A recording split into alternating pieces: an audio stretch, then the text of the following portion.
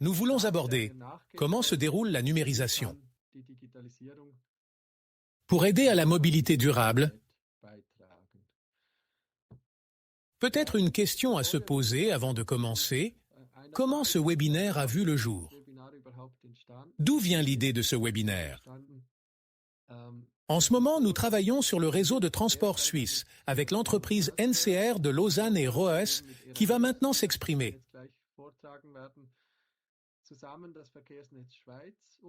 Pour l'Office fédéral de topographie, nous maintenons une communication constante et étroite. C'est par eux que nous avons été informés de cette enquête via la presse. Et nous avons décidé, tiens, pourquoi ne pas dévoiler les résultats de cette enquête lors d'un webinaire et explorer ensemble les solutions envisageables.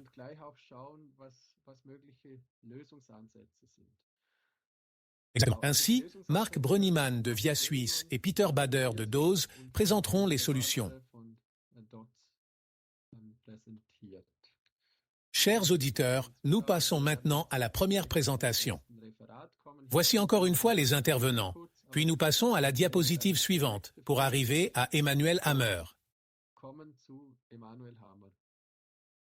Emmanuel, avec plus d'une décennie d'expérience en mobilité en tant que chef de projet, travaille depuis plus de 5 ans sur un projet de l'Office fédéral des routes. Son rôle est d'intégrer les systèmes de gestion du trafic dans une application centralisée pour une gestion du trafic plus efficace. De plus, ce qui est fascinant, c'est qu'il a un doctorat en astrophysique.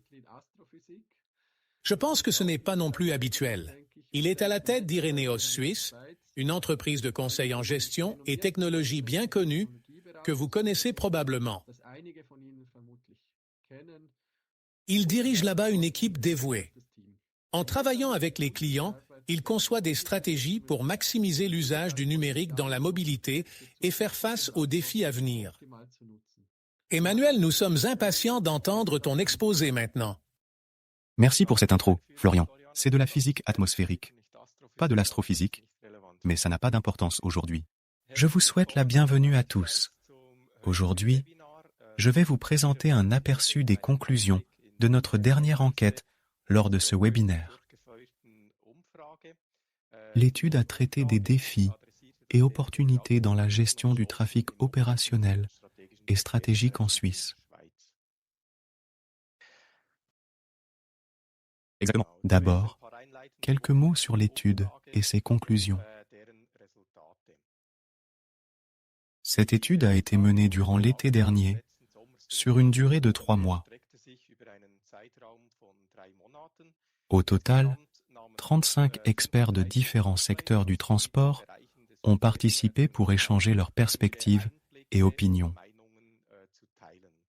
Nous cherchions à saisir comment ils voient là les tendances actuelles et l'avenir de la gestion des transports en Suisse, surtout dans les villes et cantons, sur le plan opérationnel et stratégique. Il faut aussi souligner que nous avons persuadé des romans de participer à notre étude. Même s'ils ne sont pas là aujourd'hui, ils recevront aussi l'enregistrement du webinaire, doublé en français. L'étude s'est focalisée sur 2 groupes majeurs, le stratégique et l'opérationnel. Sur le plan stratégique, nous disposions d'individus chargés de concevoir des plans à long terme, tandis qu'au niveau opérationnel, nous avions des individus qui mettaient réellement ces plans en action. Sur le plan stratégique, nous parlons principalement de ceux qui sont chargés de concevoir et d'appliquer des stratégies de transport global à un niveau élevé. Sur le plan opérationnel, ce sont spécifiquement ceux qui mettent en place des actions à court terme pour gérer les problèmes de congestion routière, réduire les embouteillages et garantir la sécurité sur nos routes. Nous avons réparti les conclusions de l'étude en 2 sections, en débutant par le sujet de l'infrastructure de transport. Observons de près la sécurité routière, ses défis et priorités. Pour ce qui est de la sécurité sur nos routes, on a souligné l'intensification des efforts, y compris la création de voies pour cyclistes et de passages pour piétons, ainsi que la mise en place de mesures pour modérer le trafic, comme des restrictions de vitesse. On a également mis l'accent sur la promotion de l'éducation routière, par le biais de cours et d'autres offres similaires. Les personnes interrogées ont mentionné une grande variété de défis. On a notamment évoqué le manque d'infrastructures, les bouchons et le bruit. On nous a fait part des défis majeurs dans le secteur des transports, avec un défi supplémentaire mentionné, la coexistence de diverses formes de mobilité dans un espace limité. Par la suite, en établissant les priorités, on remarque que la gestion de l'encombrement du trafic motorisé individuel est sans aucun doute prioritaire. Et on en a beaucoup parlé. Cela implique principalement une valorisation des transports publics et des alternatives de déplacement comme action. En parallèle, on a jugé essentiel le développement des voies de circulation et des transports en commun pour favoriser une cohabitation harmonieuse des diverses formes de mobilité. Dans l'étude, on a mentionné parfois les embouteillages et le manque de stationnement comme des problèmes à régler pour améliorer la circulation urbaine.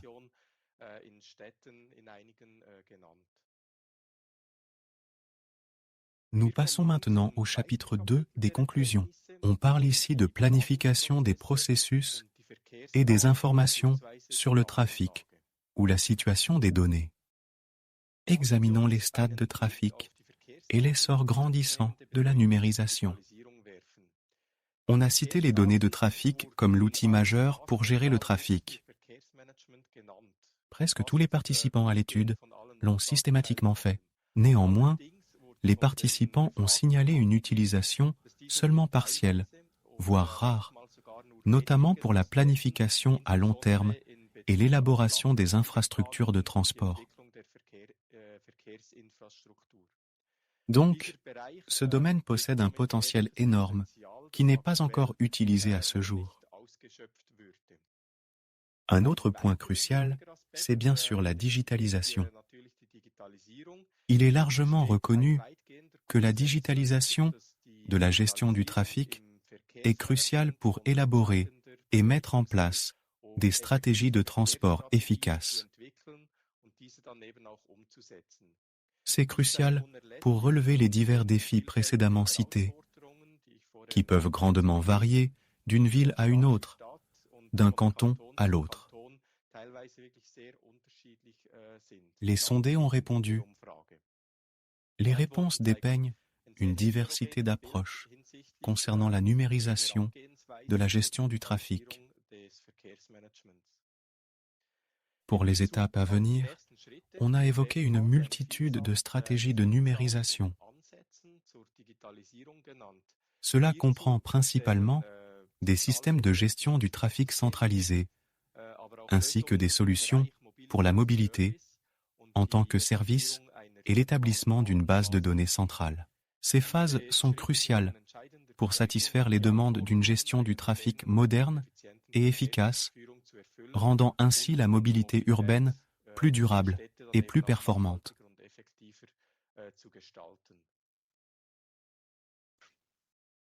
Notre enquête met en avant l'hétérogénéité des données de trafic comme thème central. Dans plusieurs zones, l'interopérabilité et l'intégration des données entre les systèmes de gestion du trafic actuels, si tant est qu'ils sont présents, sont pratiquement absentes. Donc, un tiers a signalé l'absence de tels systèmes. Cela implique aussi que les systèmes existants peinent souvent à interagir, engendrant ainsi des défis. En plus, les données de trafic présentent une diversité hétérogène. En Suisse, la manière de gérer et de numériser le trafic diffère grandement. Notre enquête révèle principalement un manque de responsabilité stratégique, soit les défis, au niveau organisationnel. En fait, une majorité de 60% des sondés ont affirmé qu'il est crucial de perfectionner les stratégies et les mesures dans le secteur des transports.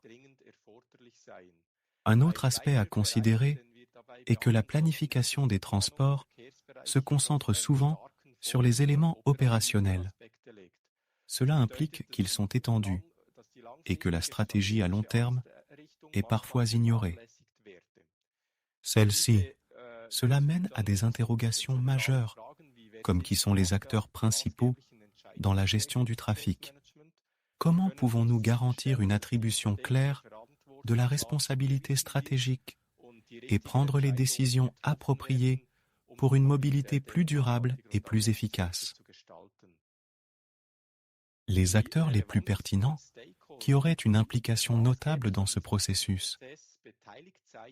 On nous a informé que cela touche surtout la mairie et les autorités de transport, mais aussi les sociétés de transport et les transports en commun. En outre, on nous a signalé une participation croissante du public, des groupes économiques et des sociétés dans ce processus.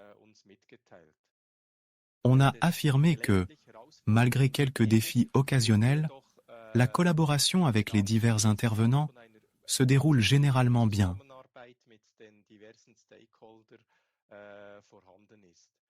Le processus d'élaboration des stratégies de transport est généralement structuré de manière efficace. Cependant, on a souligné l'existence de possibilités pour optimiser davantage. Près de 60% des individus sondés ont exprimé le besoin d'amélioration ou d'optimisation des stratégies et mesures actuelles.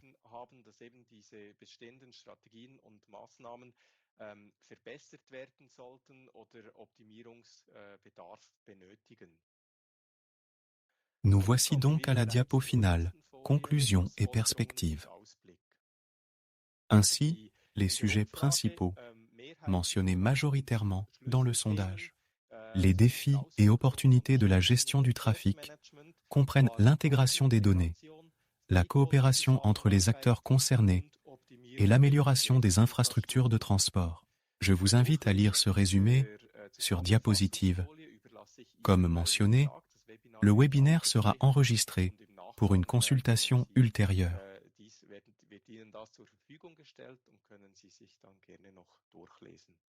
Je suis ravi de redonner la parole à Florian. Emmanuel, un grand merci pour cette conférence captivante et ces connaissances si éclairantes. Il y a du travail à faire, c'est visible. J'ai pris un peu de distance. Nous savons tous que l'infrastructure est un sujet.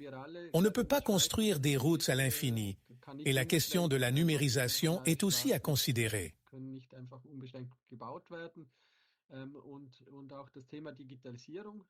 Emmanuel, comme tu l'as mentionné, a un rôle crucial.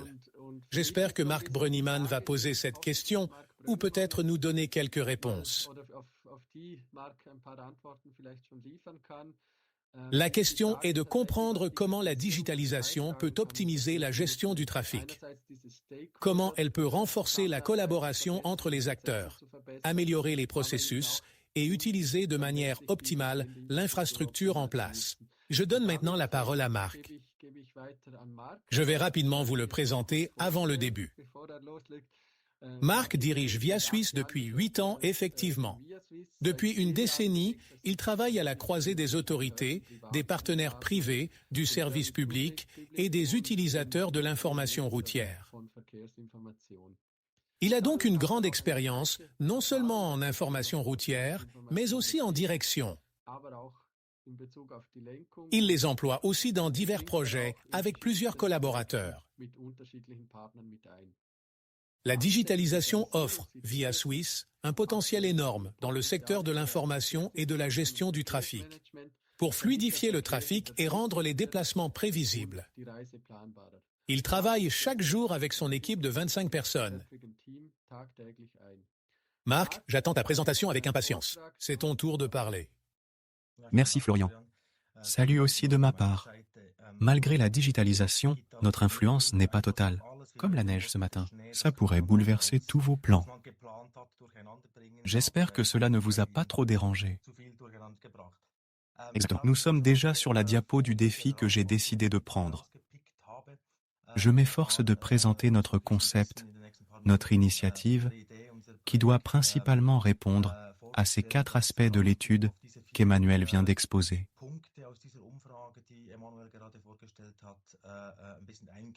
Enfin, on verra si ça a été un succès modéré. Avant d'aborder l'objectif de notre solution, il serait judicieux de commencer par le commencement. Il s'agit principalement de coordination et de communication. Nous proposons donc une solution qui vise à renforcer la coordination entre les communes, les cantons, les villes et la Confédération. L'objectif est de parler le même langage et de bien définir les interfaces.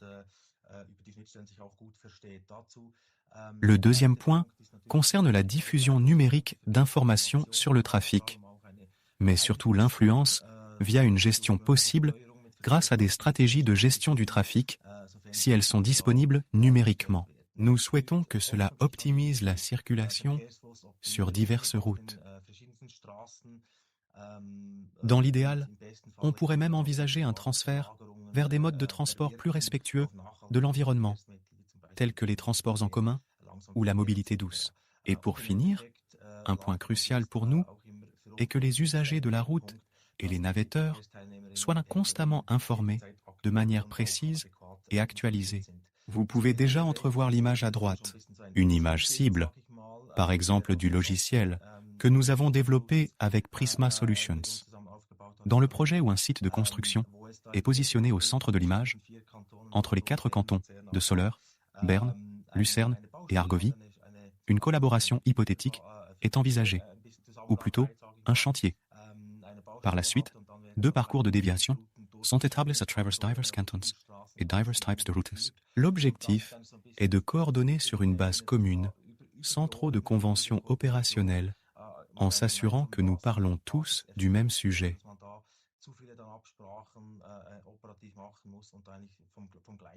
Je vais brièvement expliquer comment on en arrive là dans les prochaines diapos.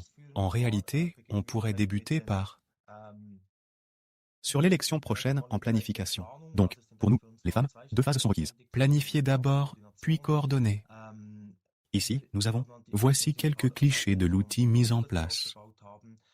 Si je me penche sur le défi, par exemple, nous avons la capacité, pendant la phase de planification, de mettre en avant les transports publics, comme les bus, et de les prioriser dans le processus de planification. C'est pareil pour la mobilité douce.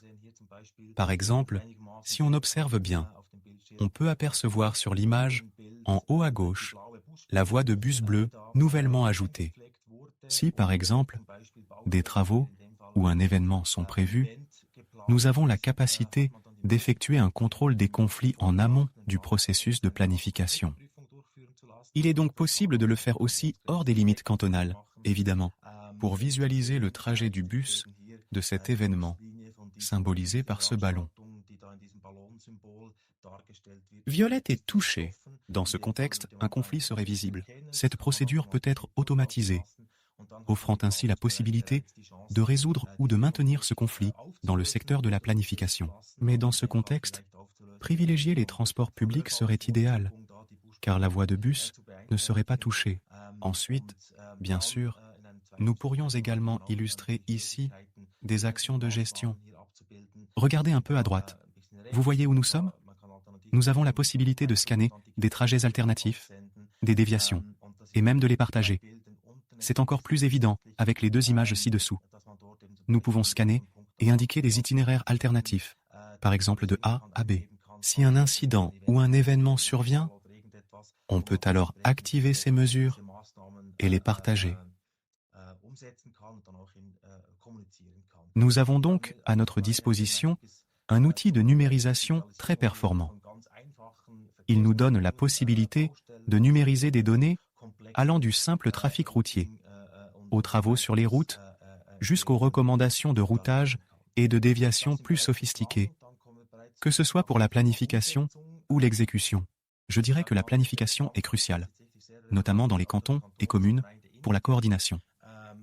Cependant, l'efficacité des données représente, à mon sens, un défi à surmonter. Il faut vraiment communiquer les mesures parfois mentionnées. Via Suisse joue un rôle clé grâce à ses interfaces, déjà en place ou facilement installables. Elles permettent une transmission de données sans entrave à nos partenaires, en accord avec les désirs des villes cantonales.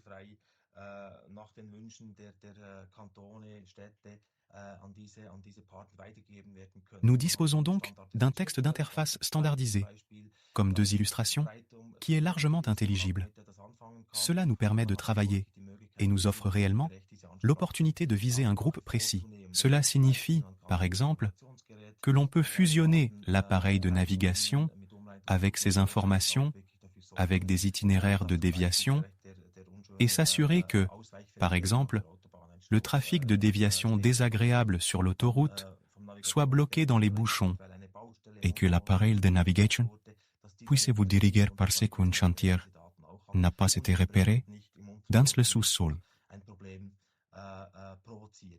En outre, les canaux transitent par le service public ou offrent l'accès aux plateformes fédérales. L'objectif est donc d'avoir une entrée et, avec ces interfaces standards, la capacité de se multiplier simplement. C'est un tel domaine dans le secteur d'application. Je touche presque à la fin des diapositives. Donc, pour résumer, Notre méthode avec les outils Trafix et Prisma est en fait une histoire assez simple, très pratique, qui nous permet de représenter toutes ces catégories grâce à un outil web facile à utiliser. En fait, tout le processus peut être numérisé. Dans le domaine de la construction, on pourrait donner cet outil à Swisscom ou à un chef de projet pour que tout soit numérisé dans le même outil, de la planification d'un bâtiment à l'approbation par la municipalité ou le canton. Une fois envoyé, nous pouvons aussi le communiquer adéquatement. L'outil Trafic, je crois, est essentiel car il standardise et uniformise les données, nous permettant de les comprendre sans nécessité d'explications détaillées. Si c'est à transmettre, que ce soit hors des limites cantonales ou même à l'intérieur du canton. mais bien sûr, l'échange avec, par exemple, les infos de circulation, les plateformes de l'Astra. Ou les modes anticipés. Une fois la plateforme fédérale établie, l'échange devrait être simplifié grâce à des interfaces et des données standardisées. Et bien sûr, pour les cantons, c'est aussi très crucial de notre perspective. Nous avons aussi un contrôle accru sur le thème de la gestion du trafic dans le système de navigation. Nous pouvons y diffuser de manière proactive ces données et y insérer des déviations qui devraient être respectées dans la plupart des cas. En fait, c'est un bref récapitulatif de la conclusion ou de la vérification des défis que j'ai mentionnés au début. Exactement. Nous avons donc commencé à relever le défi des embouteillages. Je pense que c'est partout, des tours dus aux embouteillages. Notre projet vise à réduire les coûts, le bruit et les émissions environnementales. Bien sûr, notre solution est de minimiser les embouteillages. Peut-être aussi minimiser et optimiser le flux de trafic. Donc, il est tout à fait possible de distribuer plus efficacement le meilleur sur le réseau actuel. Cette promotion de la mobilité douce et des transports publics nous permet de toucher directement les utilisateurs avec des données, encourageant ainsi l'usage de moyens de transport plus durables et transmettant cette information directement dans les faits. Et bien sûr, la numérisation complète de la gestion du trafic, de l'information sur le trafic, c'est-à-dire du processus entier, serait possible ici. Et en fin de compte, peut-être que le panorama des données deviendra moins disparate, plus uniforme, en s'élargissant, c'est-à-dire que nous aurons une seule base de données ou que nous pourrons échanger de manière très standardisée via des interfaces. Dans l'idéal, cela devrait améliorer la fluidité du trafic et l'efficience des processus. C'est précisément ce que je réalise. Grand merci. Merci Marc pour ton exposé. Je suis ravi que nous ayons l'opportunité de collaborer. Non seulement nous avons une vision commune de la gestion des transports d'entreprise, mais c'est aussi un régal d'observer comment les choses opèrent, et comment on peut trouver des points communs avec mon pays natal, la principauté du Liechtenstein. Comme cela a déjà fonctionné là-bas.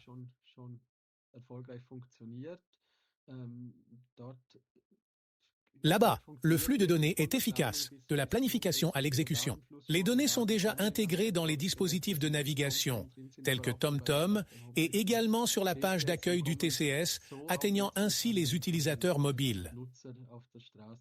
Et je trouve ça déjà très excitant. Nous avons constaté que c'est précisément la numérisation pour la planification et l'exécution de la gestion du trafic qui peut apporter une amélioration significative dans ce domaine. La prochaine étape est de vérifier que les actions entreprises ont vraiment un impact. En somme, l'étude de l'impact sur le trafic est primordiale ici. Et c'est avec joie que je vous présente le prochain orateur, Peter Bader. Il gère le développement commercial chez Dozz. Peter a consacré plus de 5 ans de sa carrière à des sujets socialement importants tels que la sécurité routière et la gestion des infrastructures routières intelligentes. Son expérience en mise en place de systèmes informatiques a mené à des améliorations notables dans le transport routier. Peter, on attend tes explications avec impatience. Grand merci. Merci Florian pour cette superbe présentation. Bienvenue à nouveau à notre webinaire du jour. Je vais discuter des données de trafic et de l'intégration des instruments de mesure dans un tableau de bord lors de ma présentation. On collecte les données. Ils reprennent le contrôle. Georges indique des points et nous les connectons d'une certaine manière.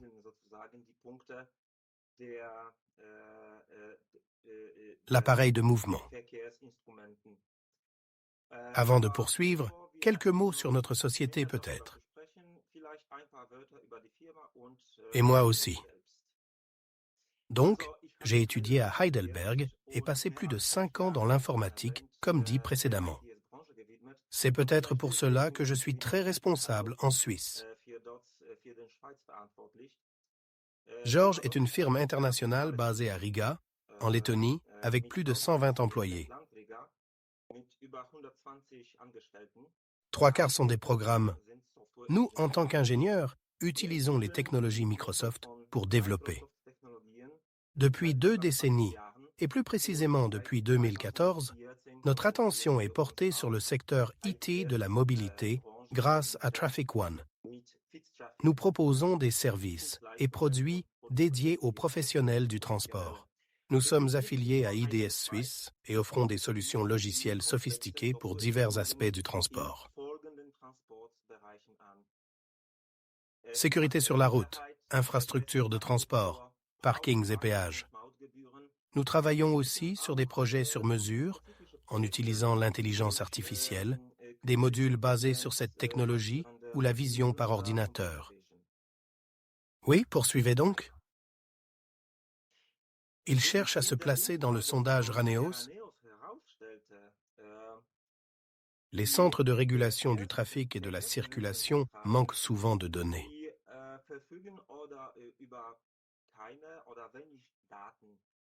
Est-ce vraiment le cas pour les informations? Donc, on ne dit pas « nous », on pense à « eux ». Infos Traffic Dispo. Les données de trafic sont là. Nous sommes en sécurité. Pour cette raison, une question essentielle à se poser est combien d'appareils de mesure dotés de processeurs et de modules de communication sont actuellement sous ma gestion, dans ma région, dans ma cité. On estime qu'il y a plus de 50 de ces appareils dans la plus petite ville de Suisse. Avec tant d'appareils modernes, créer un paysage de données de circulation variées est aisé. Fusionner des informations de diverses sources et formats pour qu'elles soient d'abord intelligibles et simples à saisir, ensuite qu'elles soient nettes et précises. Les érudits. Les modules et capteurs sont omniprésents. Il suffit d'écouter attentivement. Prochaine diapo. Oui, les graphiques de données nous aident à créer une structure complexe et interactive, ou exploiter ce qu'on a déjà. Tous les systèmes prennent en charge les fonctions. Tout est rassemblé sur un seul écran. C'est esthétiquement plaisant. Tout est maîtrisé, pas uniquement pour les fonctions clés, mais aussi pour d'autres usages.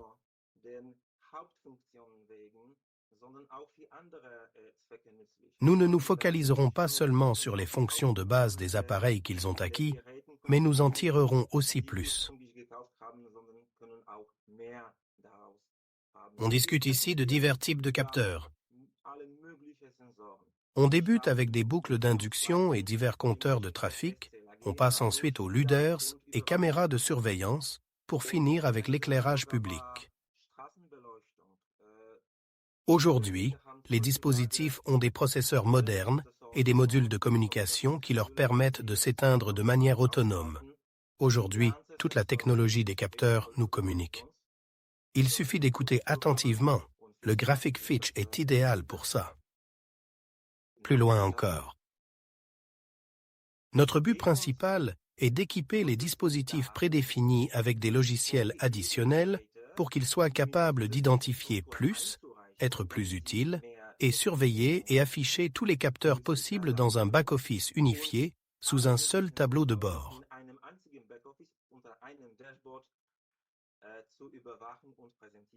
C'est notre but. Les caméras sont pour nous des outils de mesure spécifiques. C'est là que nous agissons. C'est un module pour le trafic. On peut employer aussi avec les caméras classiques. Hors des caméras de surveillance classiques, nous avons la possibilité de concevoir des stations de mesure de pointe intelligentes, dotées de multiples fonctions comme l'identification des véhicules, le décompte du trafic ou encore la gestion des voies routières. Voici quelques-unes de nos réalisations. Comme on le voit souvent chez nos clients, vous.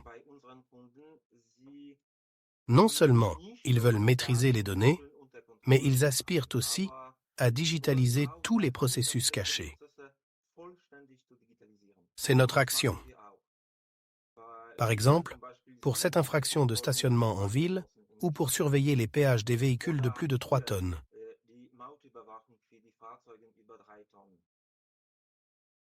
Grâce à cette expérience, un grand flux de trafic avec Prisma Solutions a permis de regrouper les compétences dans une boîte à outils novatrice pour une gestion agile du trafic urbain.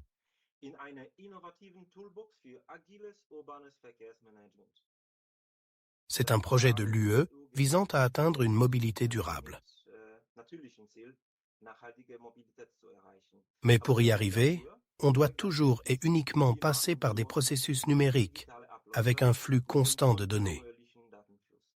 Nous savons tous que les données sont cruciales. Sans données, on ne peut pas avancer. Si vous, chers auditeurs, souhaitez aller plus loin, n'hésitez pas à nous joindre. Tester un trafic dense est aisé. L'architecture est prête pour la démo, pour les tests.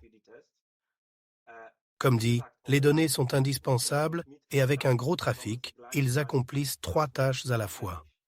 D'abord, l'application gère les systèmes de transport.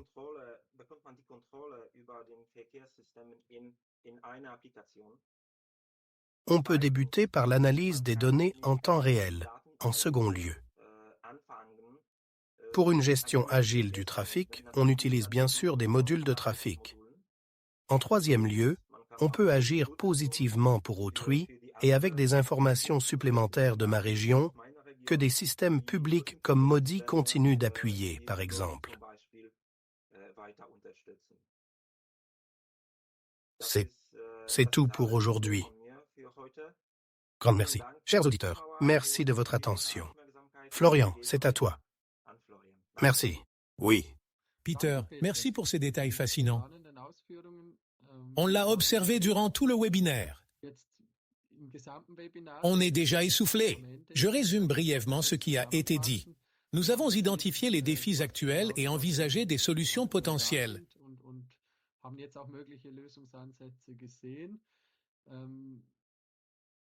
Pour faire face aux défis identifiés, nous devons optimiser l'usage de notre infrastructure existante et également réduire le bruit et les embouteillages, des problèmes souvent mentionnés.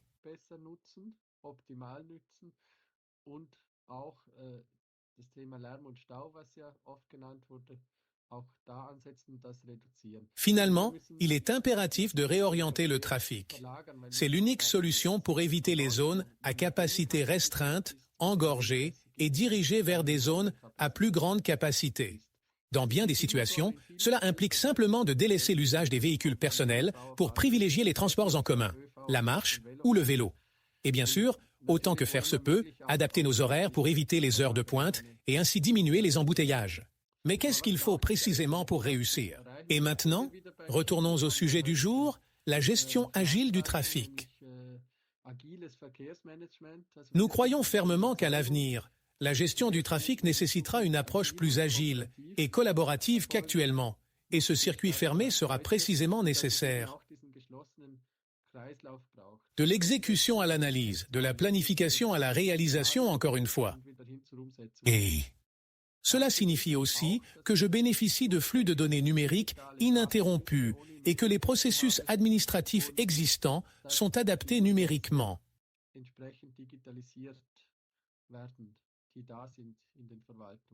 Cela signifie aussi que lorsque je m'adresse au monde extérieur, je parviens à toucher ceux que je vise, les usagers de la route, l'individu sur la route, dans le véhicule, et ainsi de suite. Voilà pourquoi j'exige ces interfaces normalisées. Et aussi, crucial, je dois aussi contrôler mes actions. Ajoutez une autre diapositive après la dernière, s'il vous plaît. C'est exactement ce qu'on veut démontrer de nouveau. Les solutions que nous avons dévoilées aujourd'hui englobent totalement ce cycle et enrichissent l'offre de Switch.